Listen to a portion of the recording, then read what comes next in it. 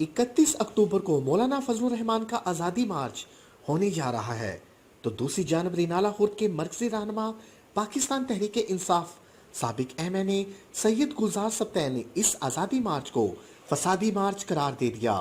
साबिक MNA सैयद गुलजार सब्तैन शाह ने तहसील प्रेस क्लब के chairman Ijaz Tahir Qadri, general secretary Tahir Mahmood, member Chaudhry Adnan, Malik Noman Faisal, Malik Bilal से खुसूसी मुलाकात में बातचीत करते हुए कहा, इस हवाले से ये नहीं चाहते कि पाकिस्तान तरक्की करे, पाकिस्तान आगे बढ़े। इमरान खान ने करप्शन के खात्मे के हवाले से और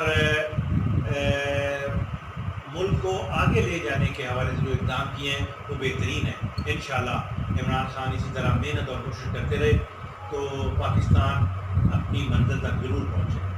हम लाते हैं टॉप न्यूज, आपके फेवरेट टॉक शोज और अनलिमिटेड एंटरटेनमेंट सिर्फ YouTube पर। अगर आपने अभी तक हमारा चैनल सब्सक्राइब नहीं किया तो अभी सब्सक्राइब करें और बेल आइकॉन को क्लिक करके हमारी लेटेस्ट वीडियोस के बारे में अपडेट जानें।